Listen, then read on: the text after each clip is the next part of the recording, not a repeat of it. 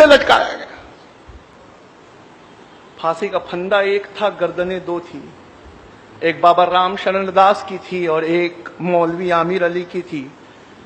आज ये हिस्ट्री अगर आपको पढ़नी है तो अयोध्या में एक बहुत मशहूर जगह है जहां इमली का झाड़ वो आज भी मौजूद है, उसे कुबेर का टीला कहते हैं।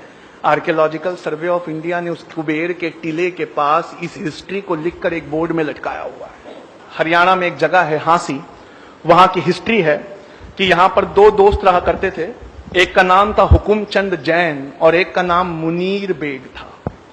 इस हिस्ट्री में लिखा है कि हुकुमचंद जैन और मुनीर बेग दोनों ने इतना डटकर अंग्रेजों का मुकाबला किया, इतना लोहा लिया कि नाभा, कपूरथला, कश्मीर और पटौदी राजाओं की मदद से पकड़कर इन्हें अंग्रेजों को सौंपा गया।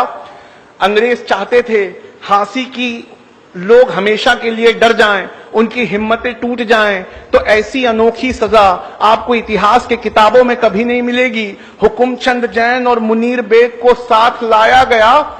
हुकुमचंद जैन को उनके मजहब के खिलाफ जिंदा दफना दिया गया और मुनीर बेग को उनके मजहब के खिलाफ चिता पर जिंदा जला दिया गया।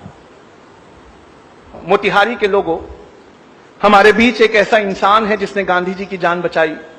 इस इंसान का नाम बटक मियां अंसारी है। बटक मियां अंसारी को ये काम सौंपा गया था कि वो गांधी जी को चंपारण सत्याग्रह के दौरान दोनों टाइम खाना खिलाते रहे। अंग्रेजों ने बटक मियां अंसारी के सारे परिवार को एक साथ किडनैप कर लिया और उन पर यह दबाव बनाया कि बटक मियां अंसारी गांधी जी के खाने में पॉइजन मिला दे। बटक मियां अंसारी ने उनके दबाव में जब ये कदम उठाना चाहा तो ऐन गांधी जी के निवाला तोड़ने से पहले बटक मियां अंसारी ने उनके हाथ से छीनकर वो डिश फेंक दी। जब गांधी जी ने पूछा तो रोने लगे। कहा अंग्रेज उद्योगपतियों ने कल मेरे बच्चे की लाश भिजवाई है, अगर आज मैंने आपको पॉइजन नहीं दिया तो एक और परिवार से ऐसा होगा जिसकी लाश मुझे भिजवा दी जाएगी। बटक मियां अंसारी ने अपने परिवार की परवाह बिना किए गांधी जी के हाथ से वो पॉइजन भरा कटोरा छीन कर फेंक दिया। ऐ मोतिहारी के लोगों, मैं उस वक्त वहां मौजूद था और मैं आज आपके बीच राष्ट्रपति बनकर आया हूं और गांधी जी की जान बचाने वाले इस बटक मियां अंसारी को उसके एवज में 50 एकड़ जमीन मोतिहारी में देना चाहता हूं। ये जिसकी स्पीच का टुकड़ा है वो हमारे भारत के पहले राष्ट्रपति बाबू राजेंद्र प्रसाद थे, जिन्होंने 1950 में बटक मियां अंसारी को जमीन का 50 एकड़ का टुकड़ा देना चाहा।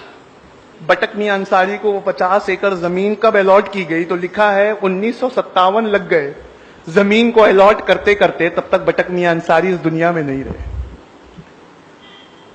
मपीला ये वर्ड है केरला के मुसलमानों के लिए।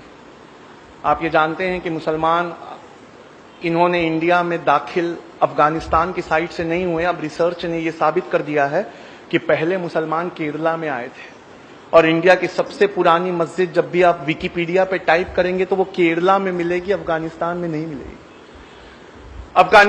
केरला के इन मुसलमानों को मपीला मुसलमान कहा जाता है। मपीला मुसलमान, इन मपीला मुसलमानों ने गांधी जी के असहयोग आंदोलन में बहुत बढ़ चढ़ के हिस्सा लिया।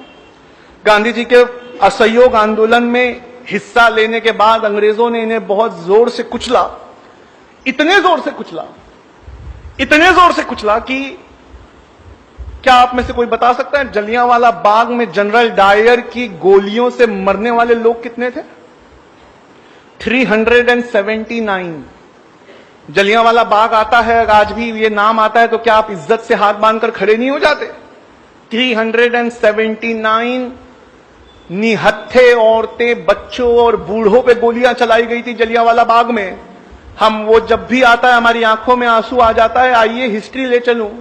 लिखने वाले ऑथर ऐसे हैं जिनकी हिस्ट्री की किताबें कैम्ब्रिज और ऑक्सफोर्ड में पढ़ाई जाती हैं। नाम बिपिन चंद्रा है, चैप्टर है 17th चैप्टर, उसका नाम ही मपीला रेबेलियन है। मपीला रेबेलियन में लिखते हैं कि मपीला मुसलमानों को गांधी जी का साथ देने के लिए 1921 में यह कीमत चुकानी पड़ी कि अंग्रेजों के रिकॉर्ड के मुताबिक 2337 मपीला मुसलमानों को फांसी दी गई। मैं इनके जो लीडर थे उनका नाम था हाजी कुन मोहम्मद, मैं उनसे मिल चुका हूं। उन्होंने बताया है कि गैर सरकारी रिकॉर्ड में 45,404 मपीला का नाम है। लोगों, इसमें एक जगह थी बेल्लारी ट्रेन ट्रेजेडी। इस बेल्लारी ट्रेन ट्रेजेडी में यह हुआ था कि 127 मुसलमानों को, क्रांतिकारी मुसलमानों को बिना खिड़की वाली एक वैगन में भरकर थिरूर से बेल्लारी भेजा जा रहा था। बिना खिड़की वाली इस वैगन, छोटी सी वैगन थी, उसमें 127 मुसलमान भरे हुए थे। बीच का एक स्टेशन कोयम्बटूर पहुंचते पहुंचते 70 मुसलमानों ने दम तोड़ दिया और इनकी पोस्टमार्टम रिपोर्ट में लिखा है इनटॉलरेबल सफोकेशन, यानी असहनीय घुटन के वजह से ये मौत हुई। आखिरी इंसान जिसके बारे में मैं आज आपको बताना चाहूंगा वो अशफाकुल्ला खान थे। ये अशफाकुल्ला खान एक बेहतरीन क्रांतिकारी थे। काकोरी में चंद्रशेखर आजाद और राम प्रसाद बिस्मिल का साथ देने की वजह से पहले इन्हें अंडमान निकोबार के काले पानी की सजा हुई और बाद में वहीं सूली से लटका दिया गया। अशफाकुल्ला खान से मिलने जब उनका परिवार पहुंचा तो वो बेतहाशा रोने लगा और परिवार उत्तर प्रदेश में मिलने पहुंचा एक दिन पहले जब उन्हें काले पानी भेजा जा रहा था। अशफाकुल्ला खान ने उनके बहते हुए आंसुओं को देखा और देखकर आंसू पोंछते हुए कहा, ऐ मेरे घर वालों, तुम इन आंसुओं को रोक लो। क्या तुम्हें इस बात की खुशी नहीं है कि हर साल जब आजादी का दिन आएगा तो राम प्रसाद बिस्मिल, कन्हैया लाल और खुदीराम बोस के साथ उसी सांस में तुम्हारे भाई अशफाकुल्ला खान का भी नाम लिया जाए। गांधी जी से पूछा गया दांडी मार्च के वक्त, कहा गांधी जी अगर अंग्रेज आपको दांडी मार्च पूरा होने से पहले गिरफ्तार कर ले तो आपकी जगह कौन लेगा? इतिहास में नाम दर्ज है, गांधी जी ने कहा अगर दांडी पहुंचने से पहले मुझे अंग्रेज सरकार गिरफ्तार कर ले तो मेरी जगह अब्बास तैयब जी लेंगे। और गांधी जी कहते हैं, अब्बास देखना जब मैं जेल चला जाऊं तो तुम्हारे मुट्ठी से नमक ना छूटे। 1932 में गांधी जी को नमक आंदोलन के लिए अरेस्ट किया गया तो हजारों की तादाद में पठान निकल कर आए और खड़े हो गए। इतनी हजारों की तादाद देखकर अंग्रेज डर गए और अंग्रेज पेशावर से भाग गए। 2 दिन बाद वो गढ़वाली रेजिमेंट लेकर लौटे तो किस्सा खानी बाजार में सारे के सारे पठान टस से मस नहीं हुए। गढ़वाली रेजिमेंट से कहा इन पर गोलियां चलाओ। गढ़वाली रेजिमेंट के जवानों ने बंदूकों को लोड किया, देखा सबसे सामने की सफ में पठानों के बच्चे लगे हुए हैं और उन बच्चों के बीच उनका लीडर खड़ा था, उसका नाम था खान अब्दुल गफ्फार खान। अंग्रेज ने कहा कि ये खान अब्दुल गफ्फार खान, हथियार तो पठानों का जेवर होते हैं, तुम्हारे हथियार कहां है? कहा हमने गांधी से वादे के चलते अपने जेवर को उतार के फेंक दिया। कहा गांधी से वादा किया है, हथियार तो छोड़ो, हाथ तक नहीं उठाएंगे। ये फोटो, वहां जमा लोगों की फोटो आज भी गूगल और विकिपीडिया पे मौजूद है। सामने की 2 सफ में बच्चे खड़े और पीछे हजारों की तादाद में पठान खड़े। फिर अंग्रेजों गढ़वाली रेजिमेंट ने अपनी बंदूकें लोड की।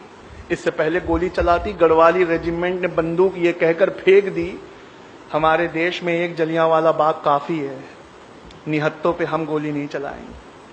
अंग्रेजों ने खुद साख्ता बंदूकें उठाई, 207 लोग मारे गए। आप जानते हैं भारत सरकार ने उन्हें क्या इज्जत दी है खान अब्दुल गफ्फार खान को? मरणोपरांत यानी मरने के बाद भारत रत्न पुरस्कार से संवारा। खान अब्दुल गफ्फार खान का टाइटल है सीमा अंत गांधी यानी फ्रंटियर गांधी। उनको जो प्लाक मिला था भारत रत्न पुरस्कार, ये जो इंडिया का सबसे बड़ा पुरस्कार है, उन्हें दिया गया, जबकि वो अफगानी थे, पर अफगानिस्तान उस वक्त इंडिया का हिस्सा था। उस प्लाक में से मैं पढ़ता हूं, उस प्लाक पे भारत सरकार ने क्या लिखा है। उस प्लाक में ये लिखा हुआ है कि किस्सा ख्वानी बाजार के दिन अपनी बहादुरी, दिलेरी और गांधी जी से चलते वादे के मुताबिक हिंसा के विरोध में अपने हथियारों को फेंक देने की वजह से और 90 साल की अपनी जिंदगी में से 45 साल जेल में गुजारने की वजह से सीमांत गांधी खान अब्दुल गफ्फार खान को भारत सरकार भारत रत्न से नवाजी। डीएनए ये एक न्यूज़पेपर है जो मुंबई में निकलता है। इसके आफ्टरनून एडिशन को टाइप करिए, उस पर लिखिए मीर उस्मान अली डीएनए। गूगल पे टाइप करके जैसे ही आप एंटर करेंगे अखबार की ये पेपर कटिंग खुलेगी जिसमें लिखा है 1965 में पाकिस्तान से हो रही लड़ाई के वक्त इंडिया के पास पैसे की कमी पड़ गई थी, तो भारत के प्रधानमंत्री लाल बहादुर शास्त्री ने ये अपील करी थी और अपील कर कर ये कहा था कि ये लोगों आगे बढ़कर चंदा दो नेशनल डिफेंस फंड में। मीर उस्मान अली ये उस समय हैदराबाद के निजाम थे। उनसे जब लाल बहादुर शास्त्री की अपील को सुना तो उन्होंने फोन किया लाल बहादुर शास्त्री से, कहा sir I want to meet you, आप हमारे हैदराबाद में आइए। कहा देखते नहीं वार चल रहा है। कहा सर उसी के जिम्मन में मिलना है, मेरे पास फोटो मौजूद है, आप असरा के व्हाट्सएप ग्रुप से जुड़िए, मैं आपको वो फोटो फॉरवर्ड करता हूं। लाल बहादुर शास्त्री हाथ मिलाते हुए मीर उस्मान अली से, क्या आप जानते हैं 1965 में पाकिस्तान के खिलाफ लड़ाई के लिए इंडिया के इतिहास का सबसे बड़ा चंदा दिया गया था। 2015 तक वो रिकॉर्ड टूटा नहीं है। इंडिया का सबसे बड़ा चंदा मीर उस्मान अली ने 5000 किलो सोना दिया था। 5 टन सोना लाल बहादुर शास्त्री के हवाई जहाज में बेगम पेठ एयरपोर्ट हैदराबाद में लादते हुए फोटो डीएनए अखबार ने छापी है। और इस रिपोर्ट को अप्रैल की 13 तारीख 2015 को द हिंदू नेशनल अखबार है, उसने फ्रंट पेज पर इस हेडिंग के साथ छापा है, close fist open handed Mir Usman Ali. 5 ton यानी 5000 किलो सोना, ये वो चंदा है जिस चंदे को आज तक किसी ने क्रॉस नहीं किया। ये इस देश की हिफाजत के लिए दिया है। लोगों पढ़ लो, अगर नहीं पढ़ोगे तो कभी नहीं जान पाओगे कि जय हिंद ये नारा लिखने वाला आंध्र प्रदेश के एक मुसलमान थे, उनका नाम मोइनुद्दीन हसन हक था। लोगों पढ़ लो, नहीं पढ़ोगे तो कभी नहीं समझ पाओगे कि जिस प्लेन क्रैश में नेताजी सुभाष चंद्र बोस मारे गए उनके साथ मरने वाले कर्नल हबीबुर रहमान थे। लोगों पढ़ लो, अगर नहीं पढ़ोगे तो कभी नहीं जान पाओगे कि तुम्हारे बुजुर्गों ने क्या क्या इतिहास में लुटाया है। किसी और की कोई गलती नहीं है, उल्टा मुसलमान कौम को हिंदू कौम का कर्जदार होना चाहिए कि हमारी हिस्ट्री को उन्होंने किताबों में बचा कर रखा। हमने अपनी हिस्ट्री के लिए कुछ नहीं किया। वक्त काफी हो चुका है, मैं इस बात को अपनी यहीं खत्म करता हूं और प्रोग्राम के बाद मैं घर नहीं जाने वाला, मैं यहीं बैठा हूं। आप आके मुझसे ये सबूत देख सकते हैं। वमा अलैना इल्लल बलाग। बहुत शुक्रिया।